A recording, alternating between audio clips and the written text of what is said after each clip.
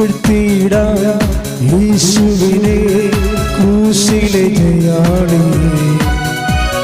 സ്തുതിച്ചിടാം യേശുവിനെ, സ്തുതിക്കവർ യോഗ്യരല്ലോ.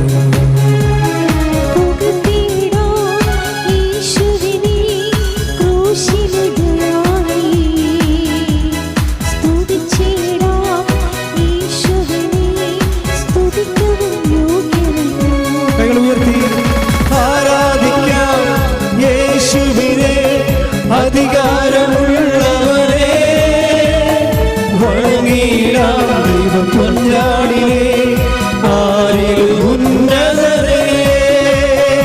ആരാധിക്കാം യേശുവിനെ, അധികാരമുള്ളവരെ വണങ്ങിടാം ദൈവകുഞ്ഞാടിനെ, ആരിലും ഉന്നതരെ.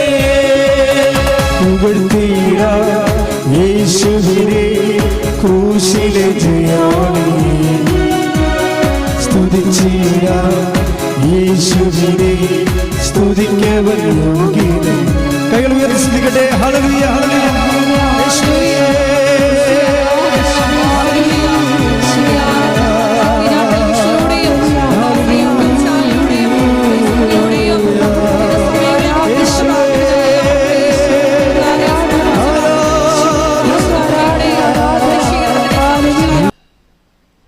നിങ്ങൾക്കറിയാമല്ലോ, ഈ സ്കൈലാബ് പോലെയുള്ള വലിയ സ്കൂള് പോലെയുള്ള വലിയ ആസ്ട്രോണമിക്കലായിട്ടുള്ള ആസ്ട്രോനോട്ട്സുകളൊക്കെ പോകുന്ന സ്ഥലമില്ലേ, അതുപോലെ വൈമാനികരും അതുപോലെ വ്യോമസഞ്ചാരികളൊക്കെ സഞ്ചരിക്കുന്നതും വ്യോമ പേടകങ്ങളൊക്കെ ഈ ഭൂമിയിൽ നിന്ന് പോകുമ്പോൾ എത്രയോ വലിയ ഈ സ്കൂളിനേക്കാളും 3 നില 4 നിലയുള്ള റോക്കറ്റാണ് കത്തിച്ച് വിടുന്നത്. പക്ഷെ ചൊവ്വയിലൊക്കെ ചെന്ന് ഇറങ്ങുമ്പോൾ എന്തുമാത്രം ഉണ്ടാവും? അത് പാരച്യൂട്ടിൽ ഒരു ക്യാമറ മാത്രമേ ഇറങ്ങണം, അവിടെ വേറെ ഒന്നും ഇറങ്ങണില്ല. ബാക്കിയെല്ലാം കത്തി അടന്നടന്ന് പോകും. നിങ്ങളുടെ വഴികളിൽ കത്തി അടന്നടന്ന് പോകുമ്പോൾ നിങ്ങൾക്ക് ഓർക്കുക, ലാൻഡിങ്ങിന് ആവശ്യമില്ലാത്ത സാധനങ്ങളിൽ പോണത്. ചിലപ്പോൾ ഭർത്താവ് മരിച്ചു പോയെന്ന് വരും, ചിലപ്പോൾ ഭാര്യ മരിച്ചു പോയെന്ന് വരും, ചിലപ്പോൾ മക്കൾ മരിച്ചു പോയെന്ന് വരും, ചിലപ്പോൾ കൂട്ട് വിട്ടുപോയെന്ന് വരും. ഇതിങ്ങനെ കുറേ പോകേണ്ടതെല്ലാം പോകും. കാര്യം വന്നു ചേർന്നതെല്ലാം പോകേണ്ടതാണ്, നിലനിൽക്കുന്ന ദൈവം മാത്രം. ശ്രദ്ധിക്കട്ടെ. ഹല്ലേലൂയ.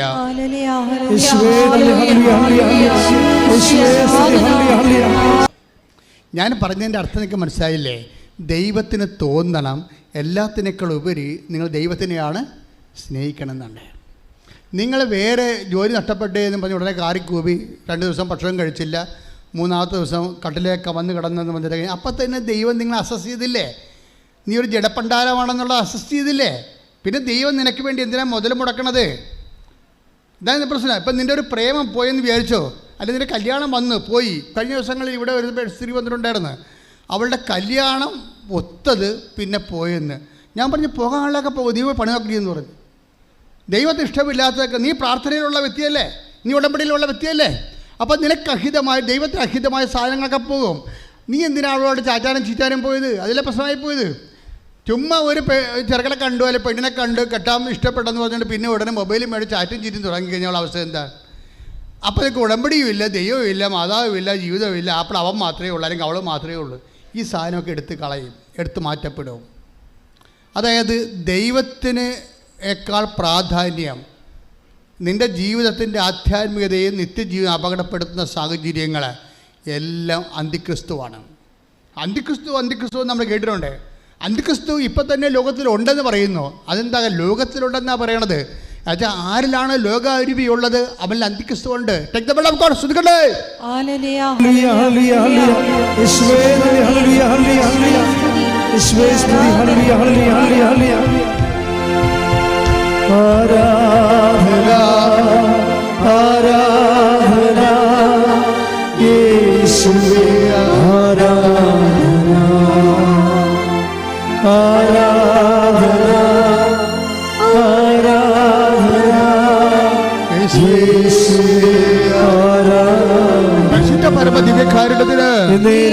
ആരാധനയും സ്തുതിയും പുകഴ്ചയും ഉണ്ടായിരിക്കട്ടെ.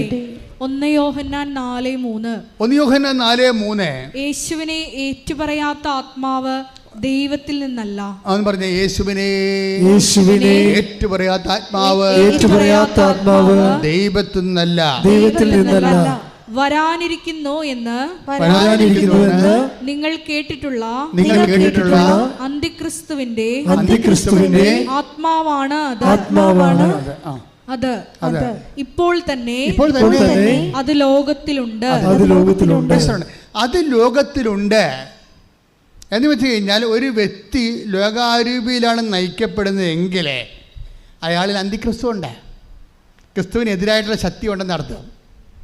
ഇവിടെ പ്രോബ്ലം വരണത് ഒരു വ്യക്തി ലോകാരൂപിയിലാണ് നയിക്കപ്പെടുന്നത് എങ്കിൽ ആ വ്യക്തിയിൽ അന്തിക്രിസ്തുവുണ്ട്, എന്നുവെച്ചാൽ ക്രിസ്തുവിനെതിരായ ശക്തിയുണ്ട്. ക്രിസ്തുവിനെതിരായ ശക്തി നീ തന്നെ ചോദിച്ചുകൊണ്ട് നടക്കുമ്പോഴേ ക്രിസ്തു നിന്നിൽ വസിക്കുന്നില്ല.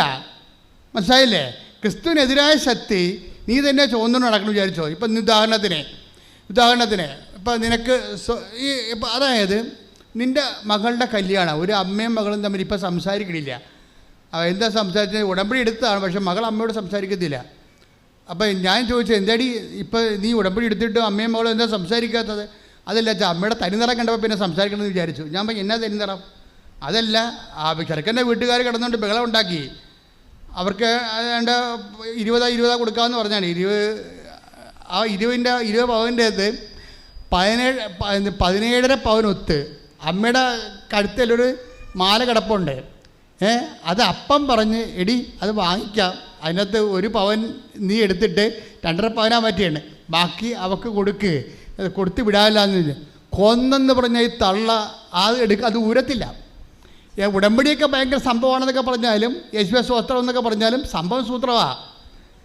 എന്ത് സംഭവിച്ചു? അതായത് സ്വന്തം മകൾക്ക് പോലും ഒരു പണയുടെ പൊന്ന് കൊടുത്തിട്ട് അവളെ കെട്ടിച്ച് വിടാനുള്ള മാനസികാവസ്ഥയില്ല, സ്വർണ്ണക്കൊതിച്ചിയായിട്ട് അങ്ങനെ ജീവിക്കുകയാണെങ്കിൽ ഇയാളിൽ അവരിൽ തന്നെ അന്തിക്രിസ്തു ഉണ്ട്. സ്വന്തം മകൾക്ക് കൊടുക്കാത്തവർ ഭർത്താവിന് കൊടുക്കുക, സ്വന്തം മക്കൾക്ക് കുടുംബത്തിൽ കൊടുക്കാത്തവർ നാട്ടുകാർക്ക് കൊടുക്കുക. ഒരിക്കലുമില്ല. ക്രിസ്തുവിനെ കൈമാറാൻ അവർക്ക് പറ്റത്തില്ല. ക്രിസ്തു കൈമാറ്റം എന്ന് പറയണത് നമ്മൾ നഷ്ടം തകിച്ച് ത്യാഗം സഹിച്ചുകൊണ്ട് ക്രിസ്തു നാമത്തിൽ കൊടുക്കുമ്പോൾ ദൈവസ്നേഹത്തിൻ്റെ അരൂപിയാണ് അവിടുത്തെ പ്രശ്നം. അപ്പോൾ ദൈവസ്നേഹത്തെക്കാൾ ഉപരി സ്വർണ്ണത്തെ അവർ സ്നേഹിക്കുന്നു, അതാണ് പ്രശ്നം. ലോകത്തിലായിരിക്കുമ്പോൾ ഇപ്പം തന്നെ ലോകത്തിൽ അവരുണ്ട്. ആ ലോകത്തിൽ ആരെല്ലാം ക്രിസ്തുവിനേക്കാൾ ഉപരി ദ്രവ്യത്തെ സ്നേഹിച്ചോ അതിന് വിഗ്രഹാരാധന എന്ന് പറയും. അല്ല, മറ്റുള്ളവർ പറയണമല്ലോ വിഗ്രഹം ഉണ്ടാക്കി വെച്ച് ആരാധിക്കണമല്ല. വിഗ്രഹ ആരാധന എന്ന് പറയണത് ദൈവത്തിനേക്കാൾ ഉപരി വേറെ വ്യക്തികളോ വസ്തുക്കളോ വിഷയങ്ങളെയോ ഇനി ജോലിയെ പോലും സ്നേഹിച്ചു പോയാൽ അതൊരു അന്തിക്രിസ്തുവായിട്ട് മാറും. മനസ്സിലായില്ലേ? അതായത് ദൈവത്തെക്കാൾ ഉപരി കർത്താവിൻ്റെ ഇഷ്ടമാണെന്ന് പറയണം. കർത്താവിൻ്റെ ഇഷ്ടം. ഇപ്പം നിങ്ങളെന്താ പറയണത്? ഞാൻ എൻ്റെ കൊച്ചിന് വേണ്ടിയാണ് അച്ഛാ ഉടമ്പടി ചെയ്തത്. ഇപ്പം 3 പ്രാവശ്യം പുതുക്കിയെന്ന് പറഞ്ഞ് ദൈവത്തെ വരട്ടുകയാണേ. തരിമിസ് ആ കൊച്ചിന് വേണ്ടിയാണ് ദൈവത്തെ ഞാൻ വിശ്വസിക്കണത്. ആ കൊച്ചിന് വേണ്ടിയാണ് ഞാൻ ക്രിസ്തുവിൽ ത്യാഗം അനുഭവിക്കുന്നത്. അപ്പോൾ ആരാണ് വിഗ്രഹം? കൊച്ചാണ്. അപ്പോൾ കൊച്ചാണ് അന്തിക്രിസ്തു അവിടെ. അത് ക്രിസ്തുവിനേക്കാൾ പ്രാധാന്യം നീ ആർക്ക് കൊടുത്താലും അത് കുഞ്ഞായാലും കുട്ടിയായാലും വലുതായാലും അന്തിക്രിസ്തുവായിട്ട് മാറും.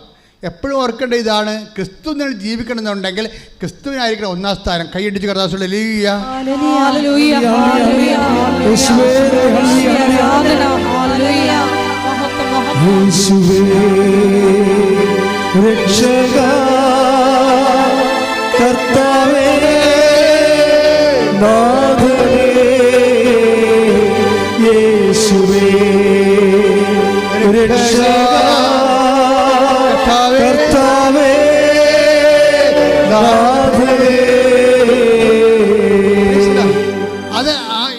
ഇങ്ങനെ സംസാരിച്ച് വരുമ്പോഴാണ് ഈ രാജീവ് ശിവാനന്ദൻ്റെ സാക്ഷ്യങ്ങൾ പിന്നെയും ശ്രദ്ധേയമാണ്.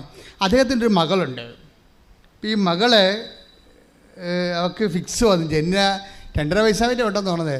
അപ്പോൾ അവൾക്ക് ജനിച്ചപ്പോൾ തന്നെ ഫിക്സായിപ്പോയി. അപസ്മാരം പോലെ സംഭവത്തിൽ ബ്രെയിനിലെത്ത് ഒത്തിരിയേറെ ബ്രെയിൻ വർക്ക് ചെയ്യുന്നില്ല.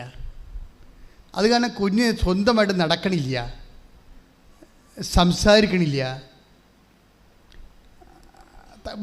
വിശന്നാൽ തന്നെയും അത് പറയത്തില്ല. അപ്പൻ്റെ കയ്യെ പിടിച്ചുകൊണ്ട് പോയി ഭക്ഷണം കാണിച്ചു കൊടുക്കുകയുള്ളൂ, പറയത്തില്ല. എന്ത് സങ്കടമായിരിക്കും, വല്ലാത്ത സങ്കടമാണ്. അപ്പോൾ ദൈവത്തെ കപ്പൽ വെച്ച് മരണത്തിൻ്റെ മുഖത്ത് നിൽക്കുമ്പോൾ നേരിട്ട് കണ്ട ഒരു വ്യക്തിയാണ്. പക്ഷെ അവരുടെ ജീവിതത്തിൽ എന്താ സംഭവിച്ചിരിക്കണത്? കർത്താവ് പറഞ്ഞിട്ടുണ്ടായിരുന്നു. അതായത് കൂടുതൽ, അതായത് അധികം ഫലം പുറപ്പെടുവിക്കാൻ ഞാനതിനെ വെട്ടി ഒരുക്കും. മുന്തിരിച്ചെടി ശാഖകളും പറഞ്ഞപ്പോൾ ഈശോ പറഞ്ഞതാണ്, ഫലം കായ്ക്കുന്നതിനെ, കൂടുതൽ ഫലം കായ്ക്കാൻ വേണ്ടി ഞാനതിനെ വെട്ടി. ദൈവത്തിൻ്റെ നടപടിക്രമങ്ങളുള്ളതാണ്. ഈ ഉടമ്പടി എടുക്കുമ്പോൾ നിങ്ങൾ ഓർത്തേക്കണം, എല്ലാം മിഠായിയാണ്, എല്ലാം മധുരമാണെന്ന് പറഞ്ഞിരിക്കരുത്. ചില കഴിച്ച അനുഭവങ്ങളുടെ ദൈവം തന്നെ നമ്മളെ കൈപിടിച്ച് കൊണ്ടുപോകും. യോഹന്നാൻ 15:2. യോഹന്നാൻ 15:2. എന്റെ ശാഖകളിൽ ഫലം തരാത്തതിനെ അവിടുന്ന് നീക്കിക്കളയുന്നു. എന്നാൽ ഫലം തരുന്നതിനെ കൂടുതൽ കായ്ക്കാനായി അവിടുന്ന് വെട്ടിയൊരുക്കുകയും ചെയ്യുന്നു. അപ്പൊ നിങ്ങൾ പറയണത് ഞാൻ ഉടമ്പടി എടുത്തിട്ട് പിന്നെ എനിക്ക് പിന്നെ ക്ലേശങ്ങളാണല്ലോ എന്ന് പറയരുത്. നിങ്ങൾക്ക് ഫലം തരുന്നതിനെ ദൈവത്തിൻ്റെ സ്വഭാവം ദൈവത്തിന് ഒരാളെ കാണുമ്പോൾ തന്നെ അറിയാം ഈ സാധനം ഫലം കായ്ക്കുമോ, ഈ ജന്മത്തെങ്കിലും കായ്ക്കുമോ എന്ന് ദൈവം കായ്ക്കത്തില്ല കഴിഞ്ഞാൽ പിന്നെ ദൈവം അവരെ വർക്ക് ചെയ്യത്തില്ല. നീ പട്ടിയോ പന്നിയോ ജീവിക്കണവരെ ജീവിച്ചോളാൻ പറയും, ഒരു പ്രശ്നമില്ല. അവനെ വിട്ട് ആ ചാപ്റ്റർ ക്ലോസ് ചെയ്ത് കളയും. എന്തെങ്കിലും ദൈവവിശ്വാസമോ ഇത്തിരി ഭക്തിയോ ദൈവസ്നേഹമോ ഉണ്ടെങ്കിൽ അത് ബലമാണ്.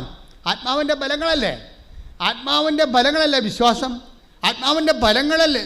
ഗലാത്യർ 5:23 എടുത്ത് 5:23 22 ശ്രദ്ധിക്കട്ടെ. ഹല്ലേലൂയ ഹല്ലേലൂയ ഹല്ലേലൂയ ഹല്ലേലൂയ യേശുവേ നന്ദി. ഹല്ലേലൂയ ഹല്ലേലൂയ ഹല്ലേലൂയ യേശുവേ സ്തുതി. ഹല്ലേലൂയ ഹല്ലേലൂയ ഹല്ലേലൂയ. ഗലാത്യ 5:22. ഗലാത്യർ 5:22.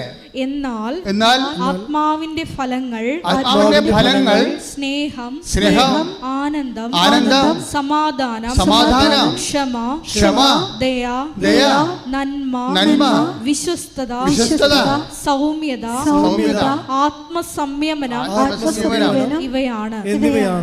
ഇതെല്ലാം സ്നേഹത്തിൻ്റെ തന്നെ. സ്നേഹം ഉണ്ടെങ്കിൽ ഇതെല്ലാം ഉണ്ടാവും. സ്നേഹം വളരുന്നതനുസരിച്ചാണ് ഇതിൻ്റെ വ്യത്യസ്തമായ ശാഖകളായിട്ട് സ്നേഹം, ക്ഷമ, ദയ, നന്മ. ക്ഷമയെന്ന് പറഞ്ഞാൽ എന്താണ്? സഹിക്കുന്ന സ്നേഹമാണ് ക്ഷമ. കരുണയെന്ന് പറഞ്ഞാൽ കൊടുക്കുന്ന സ്നേഹമാണ്. അതൊരു സ്നേഹമാണ് ശരിക്കും പറഞ്ഞാൽ. അപ്പോൾ നിങ്ങൾ ചെയ്യേണ്ടത്, ദൈവം നിലനിൽക്കുന്നൊരു കുടുംബമാകണമെങ്കിൽ, വ്യക്തിയാണെന്നുണ്ടെങ്കിൽ നിങ്ങൾ സ്നേഹത്തിൽ വളരണം. പുറപ്പാടിൻ്റെ പുസ്തകം 33:16. പുറപ്പാടിൻ്റെ പുസ്തകം 33:16 ശ്രദ്ധിക്കട്ടെ. ഹല്ലേലൂയ യേശുവേ നന്ദി. ഹല്ലേലൂയ. അങ്ങ് പോരുന്നില്ലെങ്കിൽ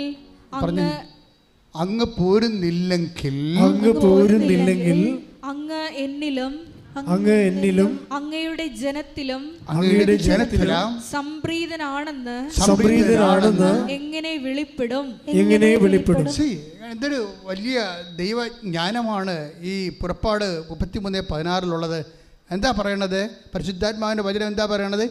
അങ്ങ് പോരുന്നില്ലെങ്കിൽ പറഞ്ഞേ, അങ്ങ് പോരുന്നില്ലെങ്കിൽ അങ്ങയുടെ ജനത്തിൽ സംപ്രീതനാണെന്ന് എങ്ങനെ അറിയും? ദൈവം നമ്മുടെ ജീവിതത്തിൽ സംപ്രീതനാണെന്നറിയാൻ only one sign, that sign of presence. ഒരു വചനം മാത്രമേ ഉള്ളൂ, ഒരു അടയാളം മാത്രമേ ഉള്ളൂ. ദൈവം നമ്മുടെ ജീവിതത്തിൽ സംപ്രീതനാണെന്നറിയാൻ ദൈവത്തിൻ്റെ സാന്നിധ്യത്തിൻ്റെ അടയാളം മാത്രമേ ഉള്ളൂ. അപ്പോൾ നിനക്ക് ദൈവത്തിൻ്റെ ഒരു സാന്നിധ്യം കിട്ടിക്കഴിഞ്ഞാൽ, നമുക്കറിയാമല്ലോ, ഉടമ്പടി പോലെ. ഞാൻ അച്ഛനായിട്ട് ഇപ്പോൾ 38 കൊല്ലമായി. 38 വർഷത്തിനുള്ളിൽ എന്തുമാത്രമല്ല, വിദേശത്തും സ്വദേശത്തും നാട്ടിലും എല്ലാം എന്തുമാത്രം ആയിരക്കണക്കിന് ധ്യാനം നടത്തിയിട്ടുണ്ട്. 21 ലക്ഷത്തോളം മനുഷ്യരെ ഞാൻ നേരിട്ട് കണ്ട് സംസാരിച്ച് അവരെ കൗൺസിലിംഗ്, പ്രാർത്ഥന കൗൺസിലിംഗ് നടത്തിയിട്ടുണ്ട്. ഇങ്ങനെയൊക്കെയാണെങ്കിലും ഉടമ്പടി പോലെ സർവ്വജനങ്ങളും, ഇപ്പം കർത്താവിൻ്റെ മനുഷ്യാവതാരവുമായി ബന്ധപ്പെട്ട് നടന്ന മംഗളവാർത്തയിൽ ആദ്യം ദൈവം വെളിപ്പെടുത്തുന്ന സത്യം എന്താണ്? അവൻ്റെ നാമം സകല ജനങ്ങൾക്കും വേണ്ടിയുള്ള, പറഞ്ഞേ, സകല ജനതകൾക്ക് വേണ്ടിയുള്ള സന്തോഷത്തിന്റെ സദ്വാർത്ത ഞാൻ നിങ്ങളെ അറിയിക്കുന്നു. അത് തന്നെ മനസ്സിലാകും സകല ജനങ്ങൾക്ക്, നോട്ട് ഓൺലി ഫോർ ക്രിസ്ത്യൻസ്, പിന്നെ ഫോർ ദ പീപ്പിൾ ടോട്ടാലിറ്റി, എല്ലാ ടോട്ടലായിട്ടുള്ള ആൾക്കാർക്ക് വേണ്ടിയുള്ള ദൈവത്തിൻ്റെ പദ്ധതിയാണ് ക്രിസ്തു. അതുകൊണ്ടാണ് ആരും എവിടെ നിന്ന് വിളിക്കുമ്പോഴും, ഇപ്പം തന്നെ രാജീവ് സദാനന്ദൻ്റെ വിഷയം, അദ്ദേഹം ഈ മകളപ്രതിയാണല്ലോ വന്ന് ഉടമ്പടി എടുക്കണത്, അല്ലേ? പണ്ട് നമ്മൾ 15:2 വായിച്ചില്ലേ യോഹന്നാൻ്റെ സുവിശേഷം? എന്താണ്? കൂടുതൽ സ്നേഹിക്കുന്നവനെ അല്ലെങ്കിൽ കൂടുതൽ ഫലം തരുന്നതിനെ അത് കൂടുതൽ ഫലം തരുന്നതിനെ, അത് ദൈവത്തെ സ്നേഹിക്കുന്നവനെ, സ്നേഹം ഒരു ബലമാണല്ലോ അല്ലേ? ഗലാത്യർ 5:22 നമ്മൾ വായിച്ചു. പരിശുദ്ധാത്മാവിൻ്റെ ഫലങ്ങൾ എല്ലാവർക്കും അറിയാം. സ്നേഹം. അപ്പോൾ സ്നേഹം എന്താണ്? ദൈവസ്നേഹം എന്താണ്? പരിശുദ്ധാത്മാവിൻ്റെ ഫലമാണ്. അപ്പോൾ ദൈവസ്നേഹം കിട്ടിക്കഴിഞ്ഞാൽ പിന്നെ അടുത്ത എന്താണ്? ദൈവത്തിന് ഒന്നും മതി വരാത്ത ആളാണ്. എന്തുമാത്രം മതി വരിക എന്ന് വെച്ച് കഴിഞ്ഞാൽ, എൻ്റെ ദൈവ പൈതല് അത് മിണ്ടാണ്ടിരിക്കുന്നതാണ് ഭേദം. കർത്താവ് പറഞ്ഞൊരു വാക്ക് എപ്പോഴും കൂടം പോലെ എൻ്റെ ചങ്കിനടിക്കും. എന്താ ഈശോ പറഞ്ഞത്? B perfect as your heavenly father is perfect. അതായത് നിൻ്റെ സ്വർഗസ്ഥനായ പിതാവ് പരിപൂർണനായിരിക്കുന്ന പോലെയും നിങ്ങളും പരിപൂർണരായിരിക്കും. അപ്പം മതി വരാത്ത ദൈവം. ദൈവത്തെ സ്നേഹിച്ചാൽ എവിടെയെങ്കിലും കൊണ്ട് എത്തിക്കാവോ നിങ്ങൾ ധരിക്കരുത്. ഭർത്താവിനെ സ്നേഹിച്ചാൽ എവിടെയെങ്കിലും നമുക്ക് എത്തിക്കാൻ പറ്റും. ഭാര്യയെ സ്നേഹിച്ചാൽ ആ സ്നേഹം എവിടെയെങ്കിലും കൊണ്ട് നമുക്ക് എത്തിക്കാൻ പറ്റും. മക്കളെ സ്നേഹിച്ചാൽ എവിടെയെങ്കിലും എത്തിക്കാൻ പറ്റും. ദൈവത്തെ സ്നേഹിച്ചാൽ ഒരിടത്തും കൊണ്ട് എത്തിക്കാൻ പറ്റത്തില്ല. എന്താ കാര്യം? ദൈവം വീണ്ടും വീണ്ടും നിൻ്റെ സ്നേഹത്തിൻ്റെ ലെവൽ വർദ്ധിപ്പിക്കാൻ നോക്കും. എന്താ കാരണം എന്നറിയാവോ? സ്നേഹം വർദ്ധിക്കുന്നതനുസരിച്ച് കൊണ്ട് നിൻ്റെ കൃപ വർദ്ധിച്ചുകൊണ്ടിരിക്കും. കൃപ വർദ്ധിച്ചുകൊണ്ടിരിക്കുന്ന അനുസരിച്ച് കൊണ്ട് മഹത്വം വർദ്ധിച്ചുകൊണ്ടിരിക്കും. അതിനാണ് നിത്യത എന്ന് പറയുന്നത്. കൈയടിച്ച് ശ്രദ്ധിക്കട്ടെ.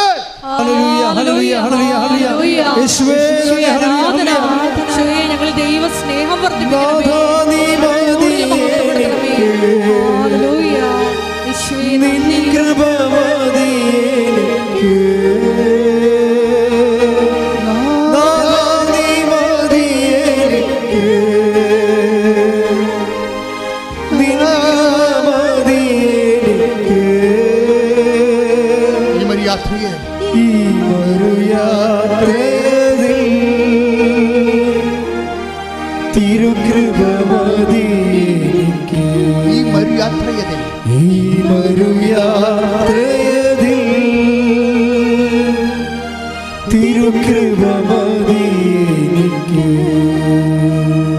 നമുക്ക് ഈ ഉൽപ്പത്തി 30 നിങ്ങൾക്ക് എൻ്റെ മക്കളെ അച്ഛൻ പറയണത് വെള്ളം ചേർക്കാത്ത കർത്താവിൻ്റെ മനസ്സാണ്, വചനമാണ്. എന്ന് വെച്ച് കഴിഞ്ഞാൽ നിങ്ങൾ വിശുദ്ധിയിലേക്കും വിശ്വാസത്തിലേക്കും ദൈവസ്നേഹത്തിലേക്ക് വരുമ്പോൾ നിങ്ങൾ ഓർക്ക് ഞാൻ ഓക്കെ ആണല്ലോ, എനിക്ക് ദൈവസ്നേഹമുണ്ടല്ലോ, ഞാൻ ഓക്കെ ആണല്ലോ, എനിക്ക് വിശ്വാസമുണ്ടല്ലോ. പക്ഷെ ദൈവം ഓക്കെ അല്ല. ദൈവം ഓക്കെ അല്ല. ദൈവം എന്താ പറയണത്? ദൈവം 15 വർക്കൗട്ട് ചെയ്യും. എന്താ പറയണത്? ഫലം തരുന്നതിന് കൂടുതൽ, ദൈവസ്നേഹം ഉള്ളതിന് കൂടുതൽ ദൈവസ്നേഹം ഉണ്ടാകാൻ വെട്ടി ഒരുക്കും. രാജീവ് സദാനന്ദന് എന്താ പറ്റിയത്? ജനിച്ച കുഞ്ഞ് അവനെ എന്ത് പറ്റി? അവന് വെട്ടി കിട്ടിയ പോലെ ആയിപ്പോയി. എന്താ കാര്യം? അവന് ഫിക്സാ, ബ്രെയിൻ വർക്ക് ചെയ്യുന്നില്ല. അപ്പോഴവനെന്ത് ചെയ്യും? അവന് ഉടമ്പടി എടുക്കാൻ ഒരു അവസരമായത്. അത്രയും നേരം അവന് കേവല ദൈവസ്നേഹം ഉണ്ടായിരുന്നു. നിങ്ങൾക്ക് പലർക്കും കേവല ദൈവസ്നേഹം ഉണ്ടെങ്കിൽ, നിങ്ങളെ കേവല ദൈവസ്നേഹം ഉണ്ടായിട്ട് നിങ്ങൾ ഉടമ്പടിയിലേക്ക് ദൈവം വിളിക്കുമ്പോൾ ദൈവമാണ് വിളിക്കുന്നത്. ഉപരി ദൈവസ്നേഹത്തിലേക്ക് വിളിക്കാൻ വേണ്ടിയുള്ള ദൈവത്തിൻ്റെ വിളിയാണ് നിന്നെ നിത്യതയ്ക്ക് തിരഞ്ഞെടുക്കുന്നു എന്നാണ് എൻ്റെ അർത്ഥം. ശ്രദ്ധിക്കട്ടെ.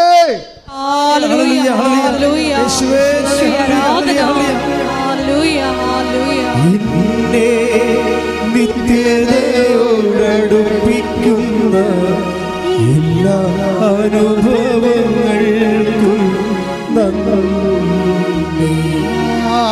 എന്നെ നല്ല ശിഷ്യരാക്കിയിടുന്ന എല്ലാ കുരിശുകൾക്കും നന്ദി.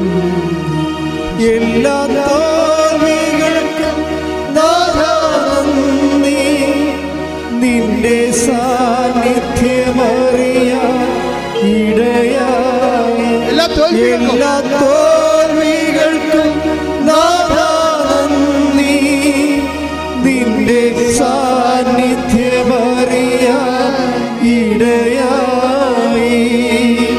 എന്നെ നിത്യതയോടടുപ്പിക്കുന്ന എല്ലാ അനുഭവങ്ങൾക്കും നന്ദി. നല്ല ശിഷ്യനാക്കിയിടുന്ന എല്ലാ കുരിശുകൾക്കും എൻ്റെ ദൈവപൈതലെ, അതായത് നിൻ്റെ അനുദിന ജീവിതം ദൈവം ക്രമീകരിക്കും. തീർച്ചയായിട്ടും നിന്റെ അനുദിന ജീവിതം നീ വിചാരിക്കുന്നതിനേക്കാളും മനോഹരമായി ക്രമീകരിക്കും. പക്ഷെ നിനക്ക് ദൈവസ്നേഹം വളരാനുള്ള സാധ്യതയുണ്ടെങ്കിൽ അത് നിനക്ക് നൽകാനുള്ള സൗകര്യവും സമയവും ഇതാണെങ്കിൽ ദൈവം ഇപ്പോഴേ വെട്ടത്തോളം നിന്നെ. നീ വിചാരിക്കരുത് വയസ്സായി കഴിയുമ്പോൾ ദൈവത്തെങ്കിലേക്ക് വരാമെന്ന്.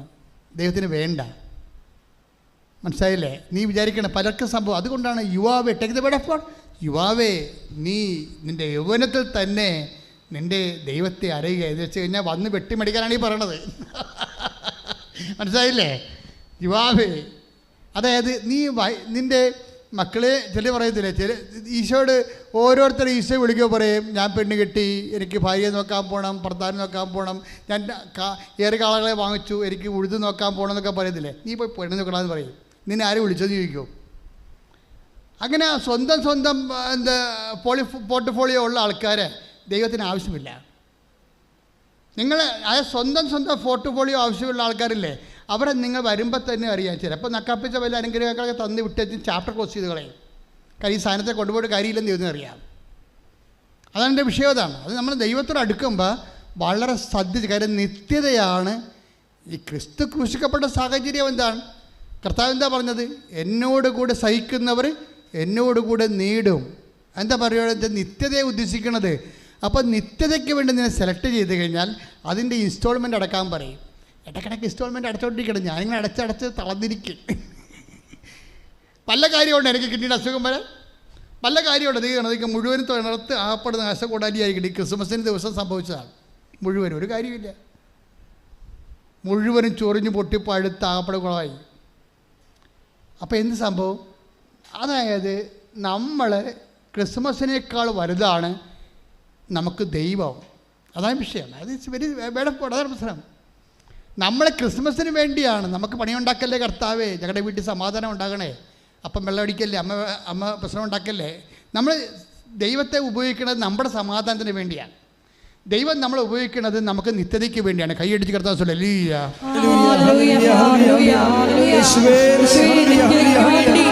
കൂടുതൽ വെട്ടിയൊരുക്കുന്നതിന് നന്ദി പറയുന്നു. ഹല്ലേലൂയ. ആരാധന യേശുവേ, ആരാധന ആരാധന ആരാധന യേശുവേ, ആരാധന. പരിശുദ്ധ പരമ ദിവ്യകാരുണ്യത്തിന് ആരാധനയും സ്തുതിയും പുകഴ്ചയും ഉണ്ടായിരിക്കട്ടെ. പരിശുദ്ധ പരമ ദിവ്യകാരുണ്യത്തിന് ആരാധനയും സ്തുതിയും പുകഴ്ചയും ഉണ്ടായിരിക്കട്ടെ. രാജീവ് ശിവാനന്ദൻ്റെ കുഞ്ഞിന് ഈ അസുഖം വന്നപ്പോൾ അവൻ ഉടമ്പടി എടുത്തത്. ഉടമ്പടി എടുക്കുന്നതിൻ്റെ പ്രധാനപ്പെട്ട കാരണങ്ങളൊന്ന്, കൊച്ചു സംസാരിക്കാത്തത് കൊണ്ട് മാത്രമില്ല, കുഞ്ഞിൻ്റെ കാലിൽ ഒരു മുഴ വന്നു. അതാണ് പ്രശ്നം. അപ്പോൾ അതെന്തോ എങ്ങോട്ടായി മുഴ പോകണമെന്ന് അറിയാൻ പാടില്ലാതെ വിഷമിച്ച് വന്നിട്ട് പുള്ളിക്കാരൻ ഉടമ്പടി എടുത്തു. ഉടമ്പടിത്തെല്ലാം വീട്ടിൽ കൊണ്ടുപോയി വെച്ചും പുള്ളിക്കാരൻ ഇവിടെ വരുമ്പോൾ അതായത് ദൈവത്തിൻ്റെ അദ്ദേഹം പറയുന്നുണ്ടത്, ഇത് ഞാൻ ഇവിടെ വന്നു എന്ന് ഞാൻ പറയണില്ല, ദൈവം എന്നെ കൊണ്ടുവന്നു. കാര്യം ഇന്നൊരു മനുഷ്യന് വരാൻ പറ്റുന്ന ഏറ്റവും വലിയ ഇടമാണിതെന്ന് എനിക്ക് മനസ്സിലായി. ഒരു മനുഷ്യന് ദൈവത്തെ കണ്ടുമുട്ടാൻ പറ്റിയ, അദ്ദേഹത്തിൻ്റെ സാക്ഷ്യം കേൾക്കുമ്പോൾ നല്ല രസമാണ്. അത് ഒരു മനുഷ്യന്, ദൈവത്തെ അറിയുന്ന മനുഷ്യന്, അന്വേഷിക്കുന്ന മനുഷ്യന് വരാൻ പറ്റിയ ഏറ്റവും ടോപ്പ് ടൈമാണ്, ടോപ്പ് പ്ലേസാണ് അത്. അതായത് അദ്ദേഹത്തെ ഒന്ന് ഫീൽ ചെയ്ത്, അതായത് എന്നിട്ട് ഈ മനുഷ്യൻ കൊണ്ടുപോയി ഈ ഉടമ്പടി തൈലം കൊണ്ടുപോയി അപ്പൻ്റെയും കുഞ്ഞിൻ്റെയും, അപ്പനെയും മുഴയാണ്, അതിങ്ങനെ വീർത്തി വരിക കാലിൽ, കപ്പലെന്ന് കിട്ടിയതാണ്. കപ്പലെ പാമ്പൊന്നുമില്ല. പിന്നെ ഇത് എവിടുന്ന് ആരും എന്നെ കടിച്ചെന്ന് അറിയാൻ പാടില്ല എന്ന് പറഞ്ഞ ഭാര്യ പറഞ്ഞു. നിങ്ങൾ അതും പറഞ്ഞുകൊണ്ടിരിക്കല്ലേ, ഇതുകൊണ്ട് കാണിക്കാനുള്ള പാട്ടി കാണിക്കാൻ പറഞ്ഞു. അദ്ദേഹം കൊണ്ടുവന്ന് ഇവിടെ കാണിച്ച് എന്നിട്ട് കൊണ്ട് ഉടമ്പടി തൈലം കൊണ്ടുപോയി അങ്ങേരുടെ ആ മുഴയും പെരട്ടി, കുഞ്ഞിന് വേറെ എന്താ അസുഖമാണ്, കുഞ്ഞിനെ മുഴയും പെരട്ടി. രാവിലെ എഴുതി നോക്കിയപ്പോൾ അങ്ങ് രണ്ടുപേരുടെ മുഴ അപ്രത്യക്ഷമായി. എന്നിട്ട് അദ്ദേഹം പറഞ്ഞു, ഞാൻ എൻ്റെ കുഞ്ഞിൻ്റെ തൊണ്ടരൊക്കെ സംസാരിച്ചത്, ഇപ്പം കുഞ്ഞ് എന്തൊക്കെ തിങ്ങി വരുന്നുണ്ട്, ഇന്നലെങ്കിൽ നാളെ കുഞ്ഞ് സംസാരിക്കുമെന്ന്, അമ്മ സംസാരിപ്പിക്കുമെന്ന് എനിക്കറിയാം. പക്ഷേ അദ്ദേഹം പറയുന്നതിൻ്റെ അകത്ത് മുഴുവനും ഇങ്ങനെ ഒരു ദൈവ അനുഗ്രഹത്തിൻ്റെ ലെവലിനേക്കാൾ ഉപരി ദൈവത്തെ അനുഭവിക്കാൻ, കണ്ടുമുട്ടാൻ കഴിഞ്ഞതിൽ, അഭിമുഖീകരിക്കാൻ കഴിഞ്ഞതിൽ, ഒരു കൃത്യമായ ഒരു സ്ഥലത്ത് വന്ന് ദൈവത്തെ അഭിമുഖീകരിക്കാൻ, അദ്ദേഹത്തിനൊരു സമയം കുറിച്ച് കിട്ടിയതിൽ ആ ജീവിതം കൊണ്ട് അദ്ദേഹം സന്തോഷിക്കുന്ന നമുക്ക് ആ സാക്ഷ്യത്തിൽ നിന്ന് അതിൻ്റെ ഒരു ഇലമർമ്മരം നമുക്ക് കേൾക്കാൻ പറ്റും. അദ്ദേഹം അങ്ങനെ സന്തോഷിച്ച് അത് പറയണത് മുഴുവനും, അദ്ദേഹത്തിൻ്റെ ടോക്ക് മുഴുവനും വളരെ ഹൃദ്യമായ അഭിഷേക സന്തോഷത്തിലാണത് പറയണതെല്ലാം. കാര്യം ദൈവത്തെ കണ്ടുമുട്ടാൻ കഴിയും. അപ്പോഴെന്താണ് ഈ കൂടുതൽ ഫലം പുറപ്പെടുവിച്ച് ഈ മനുഷ്യൻ ആരും പഠിപ്പിക്കാതെ തന്നെ ദൈവം നേരിട്ട് പഠിപ്പിച്ച ആളാണ്. പക്ഷേ ദൈവത്തിന് മുതലാകാഞ്ഞത് കൊണ്ടാണ് ഉടമ്പടി എടുപ്പിച്ചിരിക്കുന്നത്. ഉടമ്പടി എടുപ്പിച്ചപ്പോൾ തന്നെ അടയാളം കാണിച്ച്, ഉടമ്പടി എടുപ്പിച്ചതിനെ അടയാളം കാണിച്ചിട്ട് പിന്നെ രസമുണ്ട്. ഈ മനുഷ്യൻ്റെ മകൻ അതായത് വസ്കുലർ എന്നാ പരിപാടി, കാർഡിയോ വസ്കുലർ സർജറി പഠിക്കുകയാണ്. ജിഗ്മറിൻ്റെ മെഡിക്കൽ കോളേജ് പഠിക്കുക. ഇന്ത്യയിലെ 2ാമത്തെ മെഡിക്കൽ കോളേജാണ്. ഓൾ ഇന്ത്യ മെഡിക്കൽ കോളേജ് കഴിഞ്ഞാൽ പിന്നെ ജിഗ്മറാണ്, ജവഹർലാൽ നെഹ്റുവിൻ്റെ പേരിലുള്ള സ്ഥാപനം. അപ്പോൾ അവിടെ കാർഡിയോ വസ്കുലർ സർജറിയൊക്കെ പഠിക്കുകയാണ്.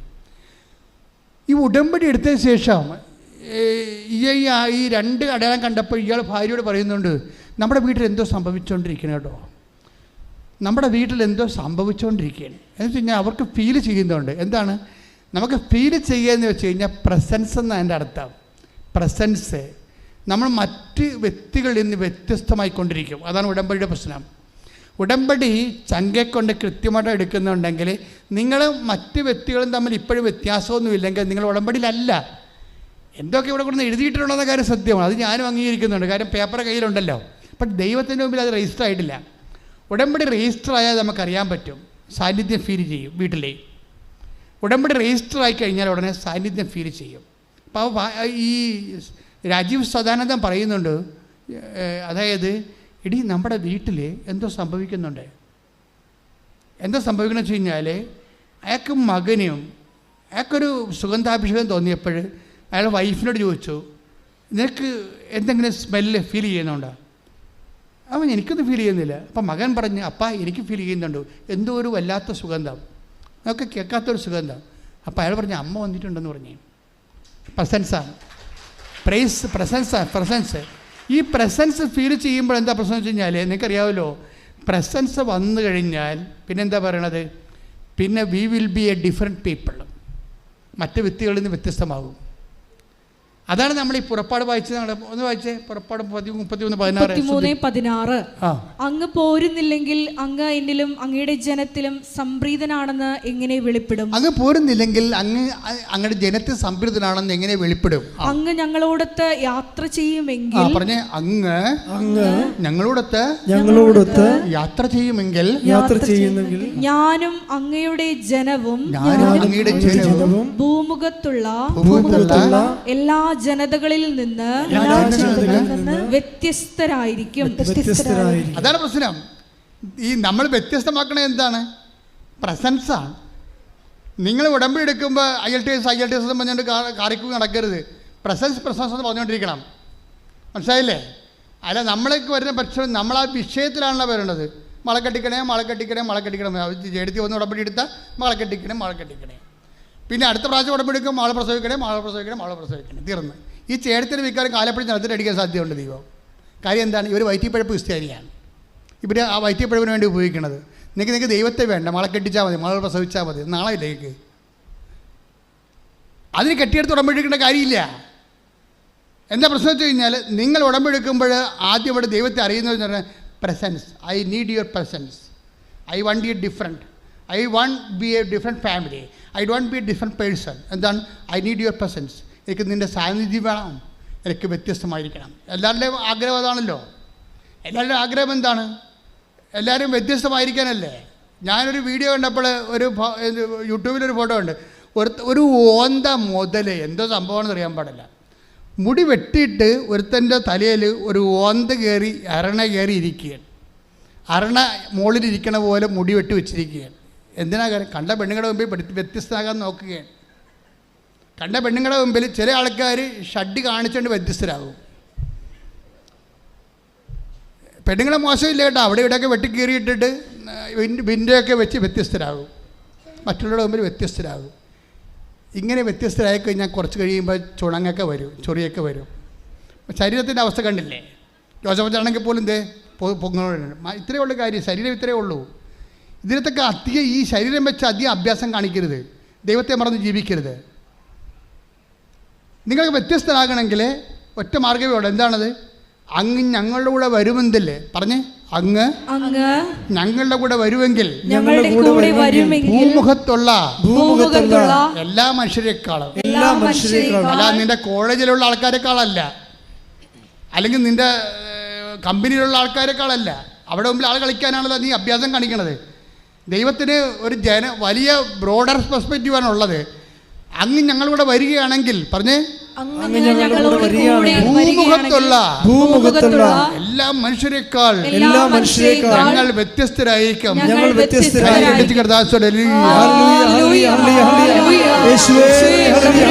എല്ലാവരുടെയും കൂടെ അവിടുത്തെ സാന്നിധ്യം ഉണ്ടാകണമേ എന്ന് പ്രാർത്ഥിക്കുന്നു. ഈശോയെ ഞങ്ങൾ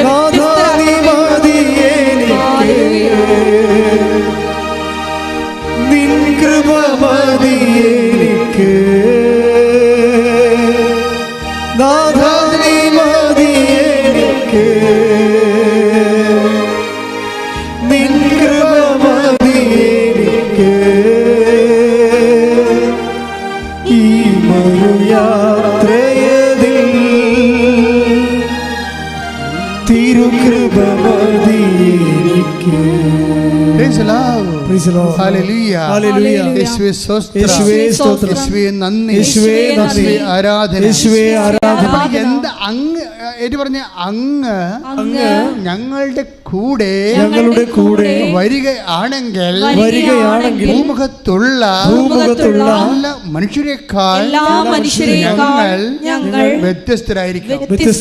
നമ്മളെ വ്യത്യസ്തരാക്കണ എന്താണ്? ദൈവത്തിന്റെ സാന്നിധ്യമാണ്. രാജീവ് ശിവാനന്ദന് എന്താ സംഭവിച്ചിരിക്കുന്നത്? അവൻ വ്യത്യസ്തനാകാൻ പോകുകയാണ്. ഭൂമുഖത്തുള്ള എല്ലാവരേക്കാൾ വ്യത്യസ്തനാകാൻ പോകുകയാണ്. എന്താ സംഭവം എന്നറിയാവോ? ദൈവത്തിൻ്റെ സാന്നിധ്യം അവൻ്റെ കൂടെയുണ്ട്. അതിൻ്റെ എന്താണ്? ദൈവത്തിൻ്റെ സാന്നിധ്യം എന്ന് പറയുമ്പോൾ എന്താ പറയുന്നത്? പിന്നെ വർക്ക് ചെയ്യണത് എന്താണ്? മെറിറ്റല്ല വർക്ക് ചെയ്യണത്. Not by merit but by grace എന്ന് വെച്ചാൽ ബട്ട് ബൈ പ്രസൻസ് എന്ന് നടത്താം. നോട്ട് ബൈ മെറിറ്റ് എന്ന് വെച്ചാൽ നിൻ്റെ യോഗ്യതയാലല്ല, ബട്ട് ബൈ ഗ്രേസ് കൃപയാലാണെങ്കിൽ അത് കർത്താവിൻ്റെ സാന്നിധ്യത്തിലാണ്. നിയോഗങ്ങളോട് കാലേബിൻ്റെ സമീപനമാണ് നല്ലത്. ഇവിടെ നിയോഗം എന്താ? കാനാൻ ദേശം ഒറ്റുനോക്കുക, അത് അസസ്മെൻറ്റ് ചെയ്യുക, എന്നിട്ട് റിപ്പോർട്ട് ചെയ്യുക. റിപ്പോർട്ട് ചെയ്ത ആദ്യത്തെ ആൾക്കാരെന്താ പറയണത്? നടക്കാത്ത കാര്യമാണ്, അവന്മാർ നമ്മളെക്കാൾ മല്ലന്മാരാണ്. അവിടെ നിന്ന് പഠിച്ച മുന്തിരി ഞങ്ങൾ കൊണ്ടുവന്നിട്ടുണ്ട്, 80 കിലോ ഉണ്ടെന്ന്. ഒറ്റ മുന്തിരി തൻ്റെ തൂക്കിക്കൊണ്ട് വന്നിരിക്കുകയാണ് 80 കിലോ. അപ്പോൾ ഇതുപോലെ തന്നെയാണ് അവിടുത്തെ മനുഷ്യരുടെ അവസ്ഥ. അത്രയും വല്ലന്മാരാണ്. അത് നമ്മുടെ കൊക്കിൽ ഒതുങ്ങാത്തതാണ്.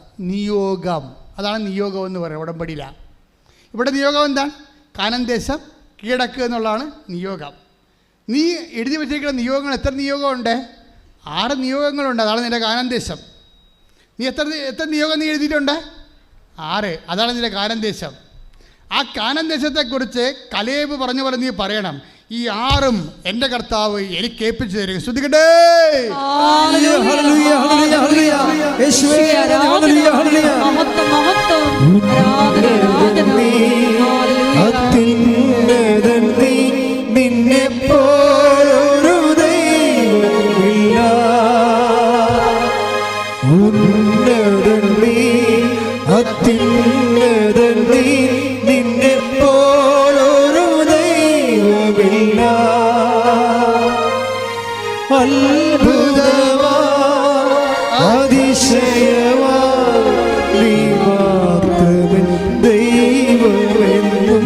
അപ്പൊ ഈ കോൺഫിഡൻസ് ഉണ്ടാവണം. കലേബിൻ്റെ കോൺഫിഡൻസ്, കലേബിൻ്റെ ആത്മവിശ്വാസം എന്താണ്?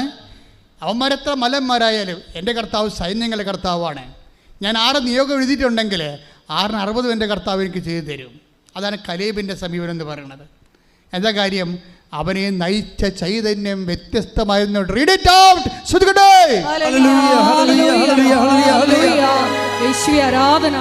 സംഖ്യ 14:24 എന്തെന്നാൽ അവനെ നയിച്ച ചൈതന്യം വ്യത്യസ്തമായിരുന്നു. എന്താണ് അവനെ നയിച്ച ചൈതന്യം? ദൈവത്തിൻ്റെ പ്രസൻസ് എവിടെ ആരിലാണോ ഉള്ളത് അവനാണ് വ്യത്യസ്തൻ. കലേബിൽ ദൈവത്തിൻ്റെ ചൈതന്യമുണ്ട്. കാരണം ദൈവത്തിന് നയിച്ച ചൈതന്യം അത് വ്യത്യസ്തമാണ്. എന്താ കാര്യം? വിശ്വാസം വ്യത്യസ്തമാണ്, മറ്റുള്ളവരെ പോലെ അല്ല. ചില ആൾക്കാർ വിചാരിക്കും 4 എഴുതിയിട്ടുണ്ട്, 2 കിട്ടിയാൽ മതിയായിരുന്നു. ചില ആൾക്കാർ ഇങ്ങനെ എഴുതുന്നത്, വാദപ്പനിക്കാർ ചത്തിട്ട് എഴുന്നേറ്റ് വന്ന ആൾക്കാരപ്പോൾ എഴുതിയേക്കും 4 എഴുതിയിട്ടുണ്ട്, 2 മാതാവ് തന്നാൽ മതിയായിരുന്നു. അപ്പോൾ അവർക്ക് വിശ്വാസമില്ല മാതാവിൽ, എഴുതിയപ്പോൾ തന്നെ വിശ്വാസമില്ല. അപ്പോൾ കലേബിൻ്റെ മറ്റേ കക്ഷികളായിട്ട് വരും ഈ സംഭവം. നിങ്ങളൊരു കാര്യം ചെയ്യുക, അതായത് നിങ്ങൾക്കിത് ആവശ്യമാണ്, പക്ഷേ ഇത് കിട്ടിയാലും നീ നിത്യത കളയത്തില്ല. ഇപ്പം നിങ്ങൾക്ക് എന്താ സംഭവിക്കണമെന്നറിയാമോ? നിങ്ങൾക്ക് ഇതിനേക്കാൾ ഇപ്പം തന്നെ ഈ രാജീവ് ശിവാനന്ദൻ്റെ സംഭവം എന്താണ്? ഈ ഉടമ്പടി കഴിഞ്ഞ പിറ്റേ ആഴ്ചയിൽ ഈ ജിഗ്മർ കോളേജിൽ ഒരു അമേരിക്കൻ ടീം വന്നു, medical team American medical team വന്നപ്പോൾ അവരെന്തിനാണ് വന്നത്? അവിടെ എന്ത് ഇൻസ്ട്രുമെൻ്റ് ഇൻസ്റ്റാൾ ചെയ്യാൻ വേണ്ടി വന്നതാണ്. പക്ഷെ അവന് എൻ്റെ ഇടയ്ക്ക് ഈ രാജീവ് സദാനന്ദൻ്റെ മകൻ അവിടെ പഠിക്കുന്നുണ്ട്. അവനുമായിട്ട് എൻ്റെ ഇൻട്രാക്ഷൻ എന്തോ സംസാരിക്കാൻ ഇടയായപ്പോൾ അമേരിക്കൻ മെഡിക്കൽ ടീമിൻ്റെ ഹെഡ് ഇവനോട് ചോദിച്ചേ, അവിടെ അടുത്ത പ്രിൻസിപ്പലിനോട് ചോദിച്ചേ, ആ പയ്യൻസ് ഇവിടുത്തെ സ്റ്റുഡൻ്റാണോ അതോ ഇവിടുത്തെ സ്റ്റാഫാണെന്ന് ചോദിച്ചു. അപ്പോൾ പറഞ്ഞു അവൻ 3rd ഇയർ സ്റ്റുഡൻ്റാണെന്ന് പറഞ്ഞു. 3rd ഇയർ സ്റ്റുഡൻ്റാണെന്ന് പറഞ്ഞു. 3 കൊല്ലം പഠിക്കാൻ തുടങ്ങിയിട്ടുള്ളെന്ന് പറഞ്ഞു. പക്ഷെ ഒരാഴ്ച കഴിഞ്ഞപ്പോൾ ഈ രാജീവ് ശിവാനന്ദൻ്റെ മകന് ഒരു അമേരിക്കൻ കോൾ വന്നു, ഞങ്ങളുടെ ഇന്ത്യയിലെ ഹെഡ് നിന്നെ വിളിക്കും കുറച്ച് കഴിയുമ്പോൾ. ഉടനെ കുറച്ച് കഴിഞ്ഞപ്പോൾ വിളിച്ചിട്ട് ഉടനെ അധികം ചോദിച്ചില്ല, ഒരു സ്യൂം ഇൻ്റർവ്യൂ നടത്തി ഒരു ചോദ്യം ചോദിച്ചുള്ളൂ, നീ ഈ കോഴ്സ് കംപ്ലീറ്റ് ചെയ്ത് കഴിഞ്ഞാൽ നീ ലോങ് ലീവ് എടുക്കാൻ പോകുന്നോ അത് ഞങ്ങളുടെ കമ്പനി ചേർന്നെന്ന് ചോദിച്ചു. അപ്പോൾ അവൻ പറഞ്ഞു ഞങ്ങൾ കമ്പനി ചേർന്ന ആളെ പറഞ്ഞു. അമേരിക്കൻ കമ്പനിയിലാണെന്ന് ഓർത്തിറങ്ങാം. ഒരു ക്യാമ്പസ് ഇൻ്റർവ്യൂ മെഡിക്കൽ ഫീൽഡിൽ, നമുക്കറിയാം ബിടെക്കുകാർക്ക് മാത്രമേ, എൻജിനീയേഴ്സിനൊക്കെ മാത്രമേ ക്യാമ്പസ് ഇൻ്റർവ്യൂ ഉള്ളൂ, മെഡിക്കൽ ഫീൽഡിലില്ല. ഒരു മെഡിക്കൽ ഫീൽഡിൽ ക്യാമ്പസ് ഇൻ്റർവ്യൂ അസാധ്യമാണ്. അതിൻ്റെ മെറിറ്റിലുള്ളതല്ല. പക്ഷേ ഉടമ്പടി എടുക്കുമ്പോൾ എന്താണ് different, we will be a different people. അങ്ങനെ ഞങ്ങളിവിടെ വരികയാണെങ്കിൽ ഞങ്ങൾ ഭൂമുഖത്തുള്ള മനുഷ്യരെക്കാൾ ഉപരി ഞങ്ങൾ വ്യത്യസ്തരായിരിക്കും. കേട്ടോ, അതൊക്കെ അവരെയും കൊണ്ട് അവർ പോയി. എന്ത് സംഭവം, അവൻ ഇന്ന് അമേരിക്കയിൽ വലിയ ഇതിനേക്കാൾ അവൻ്റെ ഇത് പൂർത്തിയാക്കിയിട്ട് അവൻ അമേരിക്കൻ കമ്പനിയിൽ ഇപ്പം തന്നെ അവന് ജോലിയായി. കാര്യം എന്താ, ഒരു ടെൻഷനുമില്ല. അതായത് not by merit but by grace. ഞാൻ എപ്പോഴും നിങ്ങൾ പറയുമ്പോൾ നിങ്ങൾക്ക് മനസ്സിലാകത്തില്ല. അതായത് ആ സാക്ഷ്യം വീണ്ടും നിങ്ങൾ കേൾക്കണം, രാജീവ് ശിവാനന്ദൻ്റെ സാക്ഷ്യം വീണ്ടും നിങ്ങൾ കേൾക്കണം. എന്നിട്ട് എങ്ങനെയാണ് ദൈവത്തിൽ ആശ്രയിക്കുന്നത്, ദൈവിക കാര്യങ്ങൾ എങ്ങനെയാണ് പറയേണ്ടത്, സാക്ഷ്യം എങ്ങനെയാണ് പറയേണ്ടത്, ദൈവത്തെ എങ്ങനെയാണ് ദൈവമായിട്ട് കമ്മ്യൂണിക്കേറ്റ് ചെയ്യേണ്ടത്, എല്ലാം ആ സാക്ഷ്യത്തിലുണ്ട്. അവരത് കഴിഞ്ഞിട്ട് ഈ മനുഷ്യൻ ഇവിടെ നിന്ന് കുറച്ച് പ്രാർത്ഥിക്കും. ആര് പറഞ്ഞു കൊടുത്തിട്ടാണ്? ഏതച്ഛനെ കണ്ടിട്ടാണ്, ഏത് മെത്താറെ കണ്ടിട്ടാണ്? തന്നെത്താൻ ദൈവത്തെ കണ്ട് പ്രാർത്ഥിക്കുന്ന മനുഷ്യരെ. എന്നിട്ട് ഉടമ്പടി എടുത്ത് എല്ലാവർക്കും വേണ്ടി പ്രാർത്ഥിക്കും, അയാളെ ഇങ്ങോട്ട് പറഞ്ഞു വിട്ടവർക്ക് വേണ്ടി പ്രാർത്ഥിക്കും. അങ്ങനെ എത്രയോ മനുഷ്യർക്ക് വേണ്ടി ആ മനുഷ്യൻ പ്രാർത്ഥിക്കാൻ ഇവിടെ നിന്നുണ്ട് ആ സാക്ഷ്യത്തിൽ കൂടെ. അതായത് എല്ലാവരും ദൈവത്തെ അറിയണം, എല്ലാവരും ദൈവസ്നേഹത്തിൻ്റെ പരിധിയിലാകണം എന്നൊക്കെ പറഞ്ഞ് ആന്തരികമായി അഭിഷേകം കിട്ടിയ ഒരു മനുഷ്യൻ്റെ സാക്ഷ്യങ്ങളാണ്. പ്രാർത്ഥിക്കുക, കർത്താവായ ദൈവമേ അങ്ങേ സ്നേഹിക്കാൻ ഉടമ്പടിയിലൂടെ ആന്തരിക അഭിഷേകം പ്രാപിക്കാൻ ഞങ്ങളെ അഭിഷേകം ചെയ്യണമേ.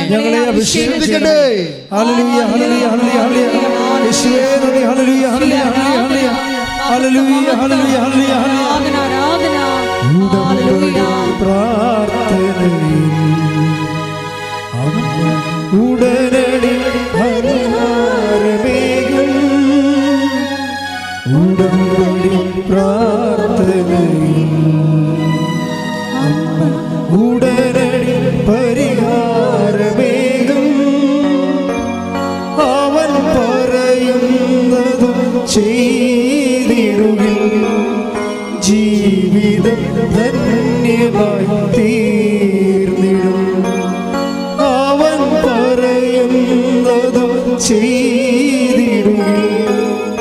ജീവിതം ധന്യമായി തീർന്നിടും. എല്ലാവരും മുട്ടേന്നിക്കുക. ജീവിത ദുരിതങ്ങൾക്ക് അതുപോലെ തന്നെ ദൈവിക ശാസ്ത്ര പ്രാർത്ഥന ഈ ധ്യാനത്തിൻ്റെ ഇടയ്ക്കുണ്ടായിരുന്നു.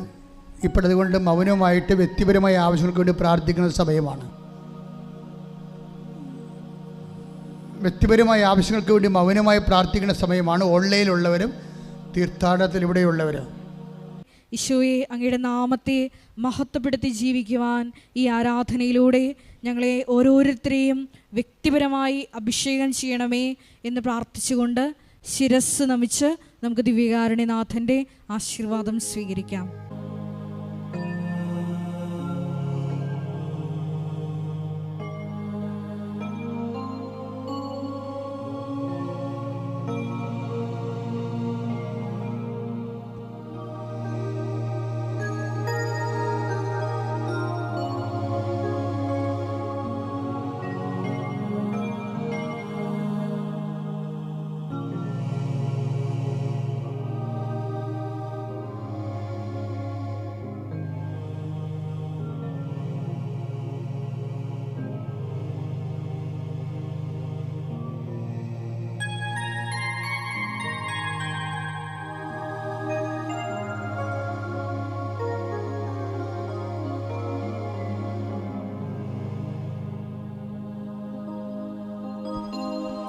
പരിശുദ്ധ പരമമാ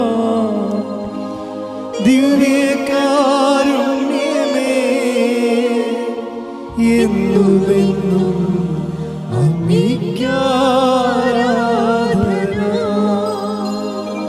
പരിശുദ്ധ പരമമാ ദിവ്യകാരുണ്യമേ, എന്നുമെന്നും അങ്ങേയ്ക്കാരാധന. പരിശുദ്ധ പരമമാ